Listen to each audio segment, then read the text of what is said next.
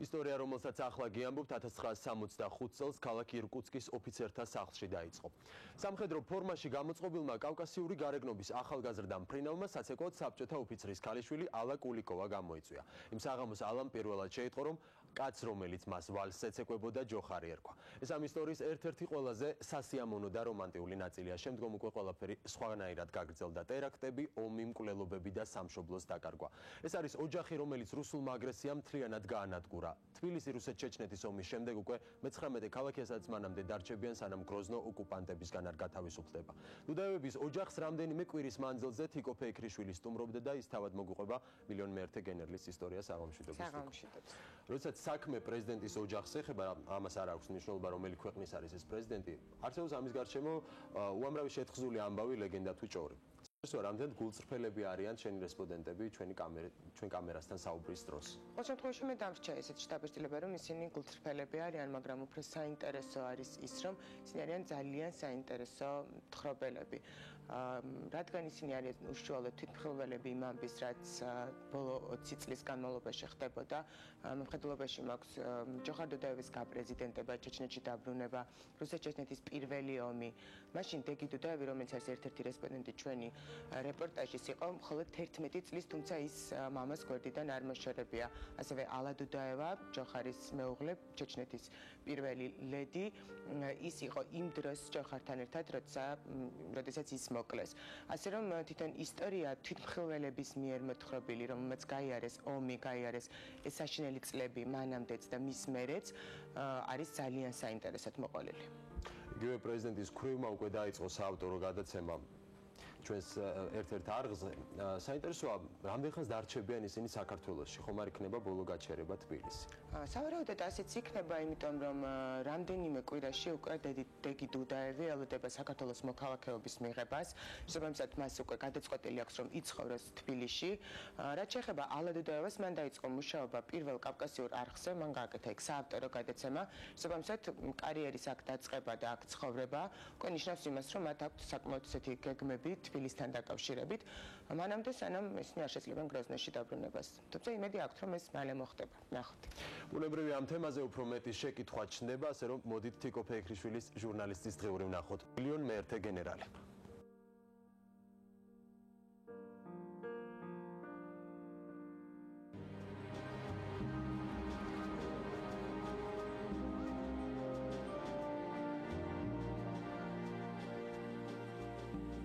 Я родилась в городе Коломна, Московской области. Потом мой отец военный. Когда мне было 3 года, нас перевели в город Чита. После Читы город Борзя, потом город Токурей, это тоже недалеко, тоже Читинская область. Моего отца перевели в Калужскую область, город Шайковка, где я познакомилась с Жохаром. После этих 3 лет мы опять вернулись в поселок Средний, то есть станция Белая, это одно и то же, в Иркутской области. И в общей сложности в Сибири Жохар служил это 15 лет. თბილისი ჩამონათვალთა სიაში მე-19 ქალაქია, სადაც უმცროს შვილთან ერთად საცხოვრებლად გადმოვიდა. ამბობს, რომ აქაურობას ადვილად შეეჩვია. იმასაც, როდესაც მისთვის უცხო ქალაქის ქუჩებში უცნობები ესალმებიან.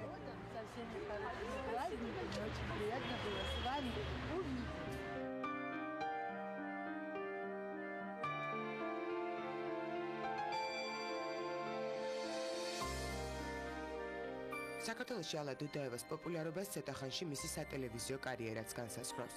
პირველი კავკასიური არხით მისი პირველი გადაცემა ეთერში მომავალ კვირას გავა. პროფესიით მხატვარი მისი ყოველი სტუმრის პორტრეტს გადაცემის მსვლელობის დროს დახატავს. ამ ვაშლის ხეს კი იმდენი ყვავილი დაემატება, რამდენი სტუმარიც ეყოლება. ყვავილი ვაშლის ხეზე უკვე 6-ია.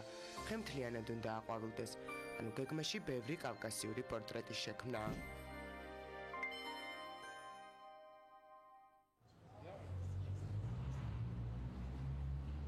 იქ სადაც მისი გადაცემის სტუდიაა მოწყობილი, ასევე მისი საცხოვრებელი სახლიცაა. ქობულეთის ქუჩაზე ალა დუდაევა უკვე 3 თვე არა ცხოვრობს უმცროს შვილ დეგისთან ერთად. Я сюда приехал и попал, честно говоря, по очень большой случайности в феврале прошлого года.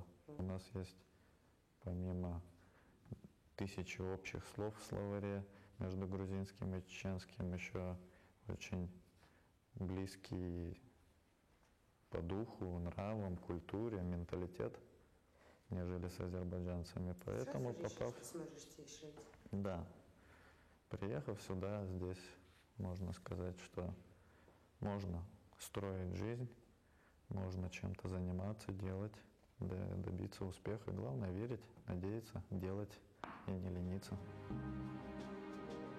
თბილისში ჩამოსვლამდე მისი ოჯახის მსგავსად გრძელი გზა გაიარა. დაიბადა ირკუტსკში, ცხოვრობდნენ სამხედრო ქალაქში. 6 წლიდან საცხოვრებლად გადავიდა ესტონეთში. შემდეგ იყო ჩეჩნეთი. Мы переехали туда. Это было перед самым президентством отца. Это после того было, как ему дали генерала.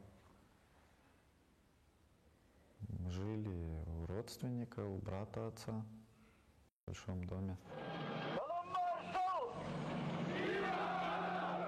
ჩეჩნეთის პირველი პრეზიდენტის ჯოხარ დუდაევის სამხედრო კარიერა 1962 წელს საბჭოთა კავშირის შეიარაღებულ ძალებში დაიწყო. ფრინავების უმაღლესი სამხედრო სკოლის დასრულების შემდეგ მსახურობდა ირკუტსკის მახლობლად, სადაც პირველად შეხვდა საბჭოთა ოფიცრის ქალიშვილს ალა კულიკოვას. ჩეჩნეთის მომავალი პრეზიდენტის და მომავალი პირველი ლედის სასიყვარულო ისტორია 1965 წლის გაზაფხულზე ოფიცერთა სახლში დაიწყო. Первый раз пришла в дом офицеров. В очень красивом бархатном платье, которое мне мама сшила. Платье было бордового цвета. На танцы в дом офицеров. И только я зашла, даже осмотреться не успела, как ко мне подошел очень красивый молодой человек. Было сразу видно, что он кавказец. И пригласил меня на танец. Ну и мы с ним протанцевали весь вечер. Очень много мне он рассказывал о Кавказе, об обычаях. Так странно представился, сразу назвав 7, даже 10 имен, как он сказал, как полагается всех своих предков. И меня поразили его очень красивые глаза, сказочно красивые глаза. 1967 წელს დაქორწინდნენ. მას შემდეგ 29 წელი ერთად იცხოვრეს. შეეძინათ 3 შვილი, ავლური, დანა და დეგი. 1990 წლიდან პირველი ჩეჩენი გენერლის ჯოხარ დუდაევის ოჯახი ესტონეთიდან საცხოვრებლად ჩეჩნეთში გადადის.